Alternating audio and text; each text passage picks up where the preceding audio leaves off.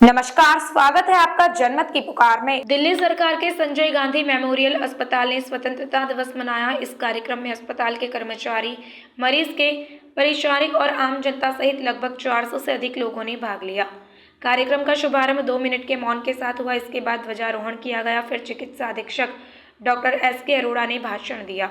उन्होंने कहा कि देशभक्ति दिखाने के लिए हमें अपने प्राणों की आहुति देने के लिए सीमाओं पर जाने की जरूरत नहीं है, बल्कि हम जिस भी पेशे में काम कर रहे हैं उसमें ईमानदारी से काम करके जनहित में कड़ी मेहनत करना भी देशभक्ति दिखाने के बराबर है और इससे हम अपने समाज और देश के विकास में महत्वपूर्ण योगदान दे सकते हैं। उन्होंने अस्पताल स्टाफ को कड़ी मेहनत करने और मरीजों के साथ बहुत विनम्रता से पेश आने के लिए प्रेरित किया। इसके बाद विधानसभा उपाध्यक्ष एवं रोगी कल्याण समिति के अध्यक्ष राखी बिडलान ने अपना भाषण दिया। उन्होंने भी उपस्थित लोगों को देशभक्ति के बारे में प्रेरित किया और एमएस डॉक्टर एस.के. अरोड़ा के काम की सराहना की। स्वतंत्रता दिवस की जनमत की पुकार की तरफ से आप सभी को हार्दिक शुभकामनाएं। ना पूछो जमाने को क्या हमारी कहानी, हमारी पहचान तो सिर्फ है कि हम हैं हिंदुस्तानी।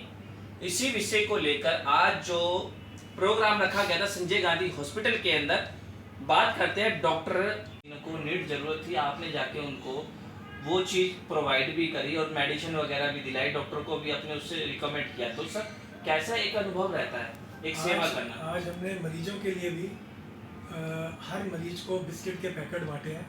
हमारे यहाँ तकरीबन 350 मरीज हैं इस टाइम।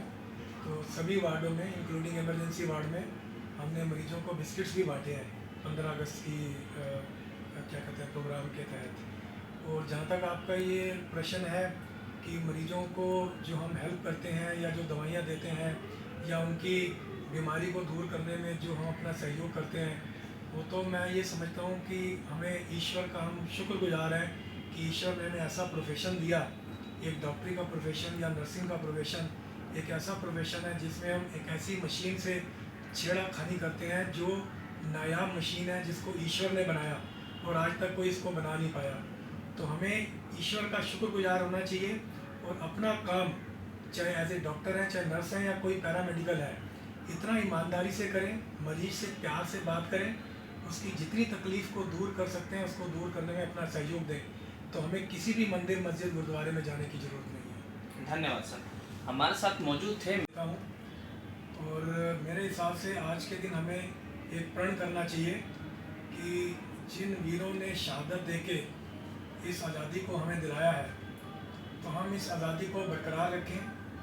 और ये ज़रूरी नहीं है कि हम इस आज़ादी के लिए या उसमें अपना योगदान देने के लिए सरहद पर जाएं और अपनी कुर्बानी दें। हम जहाँ जहाँ पे भी काम कर रहे हैं, हमें जो जो प्रोफेशन मिला है उसमें अगर हम ईमानदारी से और निष्ठापूर्वक काम करते हैं तो भी हम देश की आज़ादी को बरकरार करने में और देश की उन्नति में अपना पूरा योगदान दे सकते हैं। एक सवाल हो सर, इस बार ऐसी क्या कुछ नई एक्टिविटी करी गई है आपकी तरफ से और जो यहाँ का भविष्य भी उज्जवल हो या जो भी स्टाफ हो उनके बारे में? देखो, एक तो हमने इस मौके पे हमारा जितना भी आउटसोर्स का स्टाफ है उन सबको हमने एक इंसेंटिव मनी दिया है अंडर एम्प्लॉयज़ फंड। और हर एम्प्लॉई को तकरीबन 350 एम्प्लॉयज़ हैं, उनको 5100 रुपया 5100 रुपीज़ हर एक के अकाउंट में ट्रांसफ़र किए हैं एज एन इंसेंटिव मनी। क्योंकि ये लोग बहुत काम करते हैं, अच्छा काम करते हैं, जिनकी वजह से अस्पताल को एक सिग्निफिकेंट कंट्रीब्यूशन रहती है। और दूसरा, हमने एक ये हर एम्प्लॉई के लिए अस्पताल के तकरीबन 1200-1300 एम्प्लॉयज़ हैं, उन सब के लिए एक स्टेनलेस स्टील की बोतल खरीद रहे हैं ताकि एक मैसेज जाएगा कि लोग पानी लाते हैं प्लास्टिक की बोतलों में, तो एक नो प्लास्टिक कैंपेन का पार्ट रहेगा और वो हम स्टेनलेस स्टील की बोतल सभी एम्प्लॉयज़ को दे रहे हैं।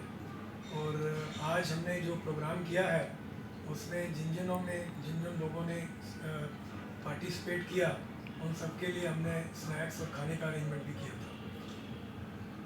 जिनों का साफ उन्होंने बताया कि अगर हम सेवा कर रहे हैं किसी भी फील्ड के अंदर तो हम ऐसे भी अपना योगदान दे सकते हैं, जैसे डॉक्टर एक मरीज को देखकर और प्यार से बात कर आधे मरीज वैसे ही ठीक हो सकते हैं, जैसे ये सेवा कर रहे हैं, नर सेवा नारायण सेवा।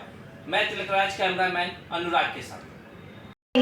भारत माता की, भारत माता की।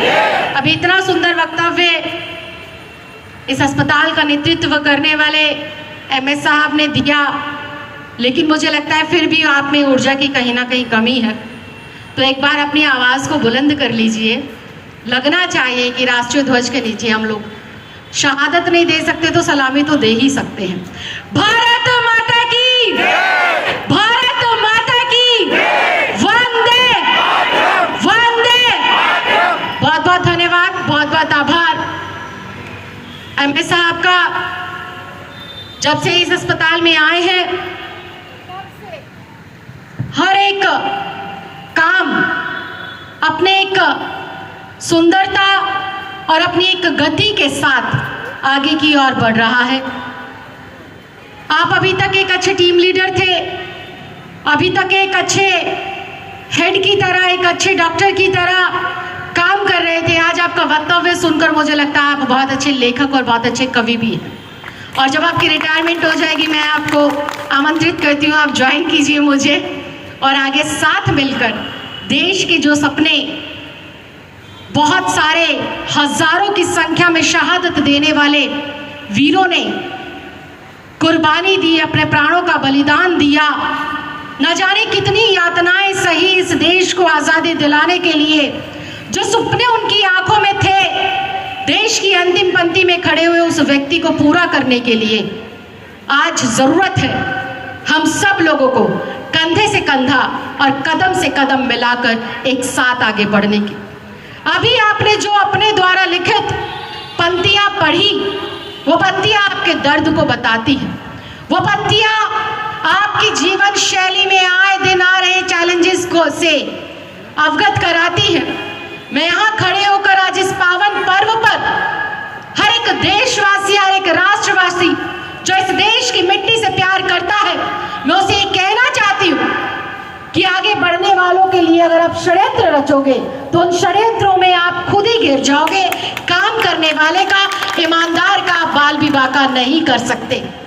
अभी बहुत सुंदर वक्त। अगर आपने हमारा अभी तक चैनल सब्सक्राइब नहीं किया है तो कृपया चैनल सब्सक्राइब कर लें, लाइक करें, शेयर करें, कमेंट करें। तो मिलते हैं फिर किसी और खबरों के साथ। नमस्कार।